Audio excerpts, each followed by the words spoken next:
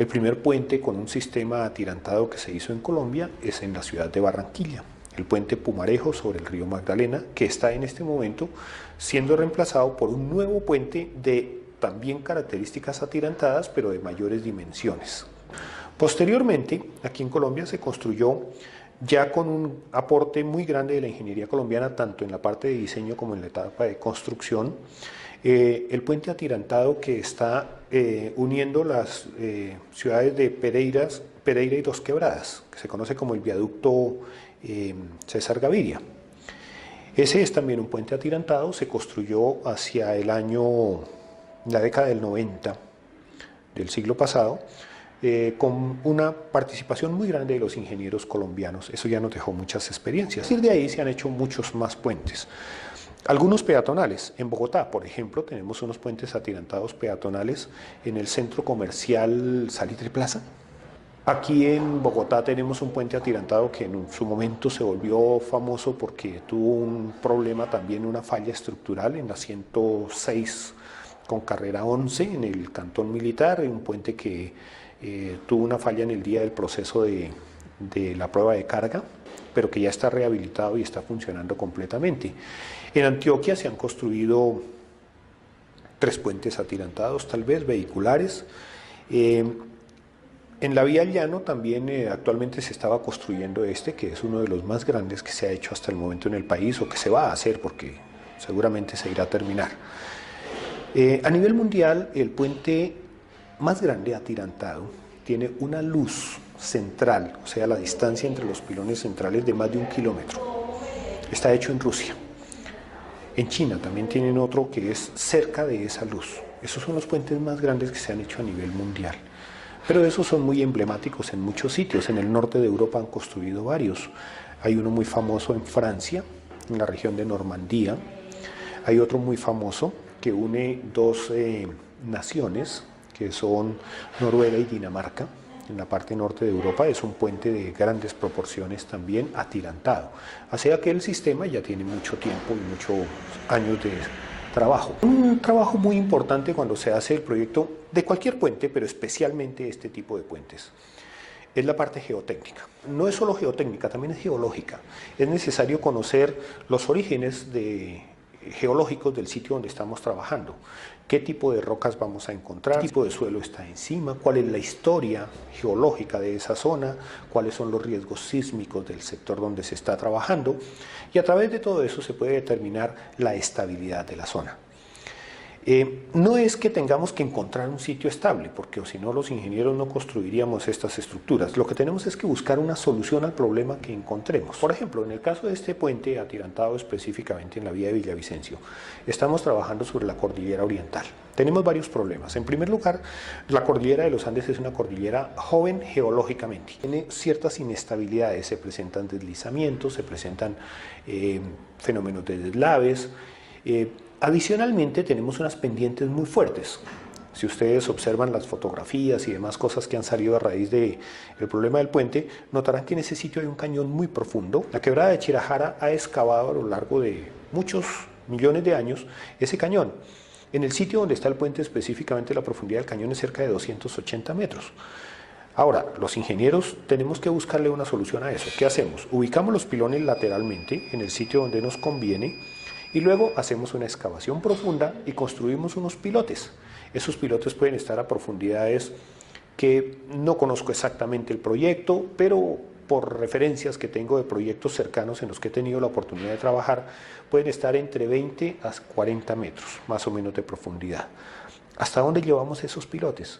Hasta cuando nos sentimos seguros de que ese suelo que encontremos debajo, o roca preferiblemente, es suficientemente estable y nos da la confianza de que la cimentación se va a mantener. La margen en la que el puente se mantiene todavía estable. Hay muy poca afectación de la vegetación.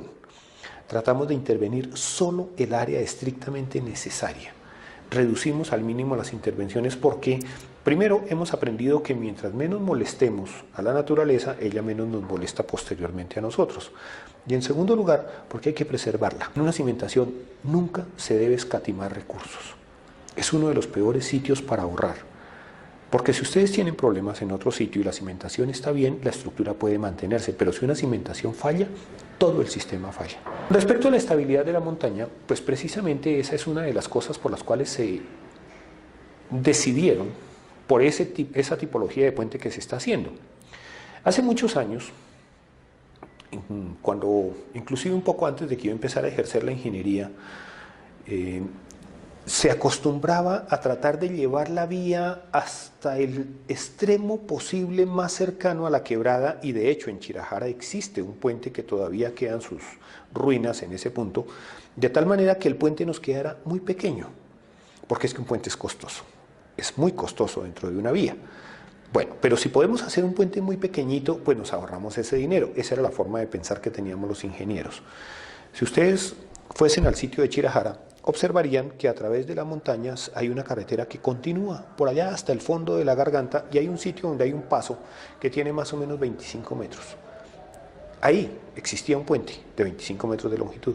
Cada vez que la quebrada se crecía, o se llevaba el puente o cogía por la carretera y tapaba la vía.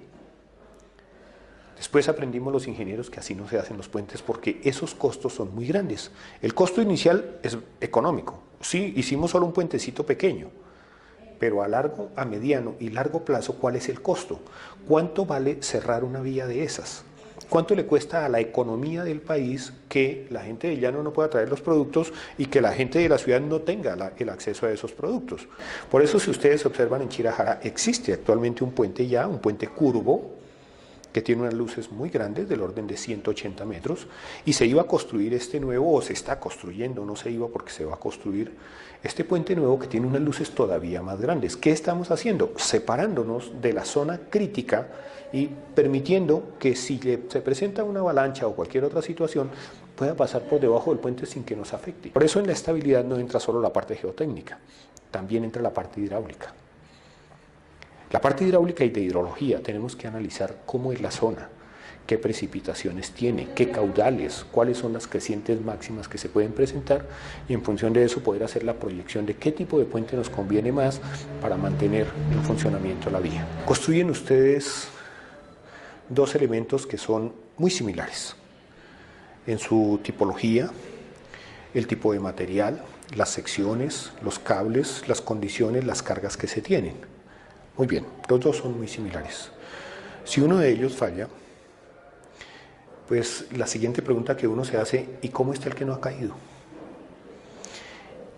Creo, en mi opinión, que es la primera respuesta que deben dar en este momento los ingenieros que se encarguen de analizar en detalle todo el problema del puente. Para eso, ¿qué se requiere? Hacer un estudio muy cuidadoso de las memorias de cálculo, de los estudios geotécnicos, de todos los diseños presentados, pero adicionalmente también un análisis cuidadoso de todos los reportes que hay en la obra. Los ingenieros en las obras siempre hacemos reportes muy cuidadosos de todo lo que está pasando en las obras.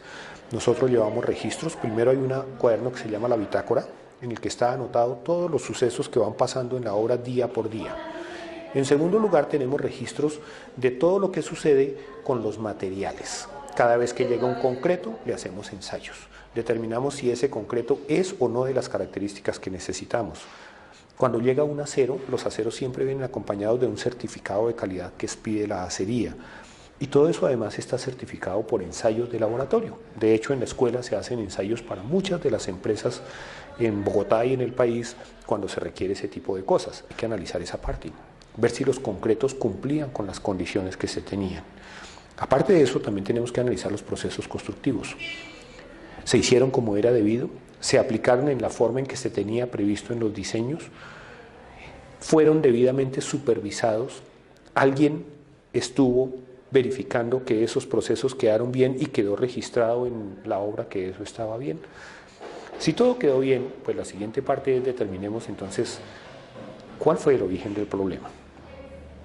Y desde luego, cabe el interrogante: si este pedazo falló y este no ha fallado, ¿podría estar en un sitio cercano a la zona de falla? Eso es posible. Así que la primera tarea por ejecutar es reforzar adecuadamente lo que está en pie para que no nos vaya a suceder lo mismo, y luego sí proceder a reconstruir lo que hace falta con las nuevas características que sean necesarias. Pues es lamentable lo que pasó, es muy triste.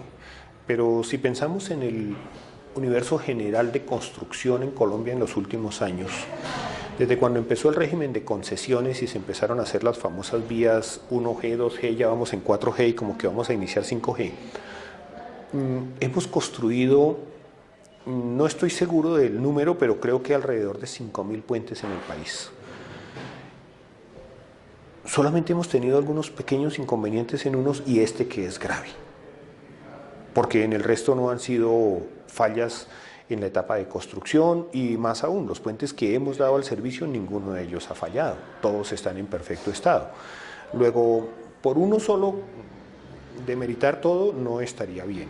Creo que las cosas las estamos haciendo bien en Colombia y los ingenieros estamos capacitados y tenemos los conocimientos y la experiencia para hacer esto.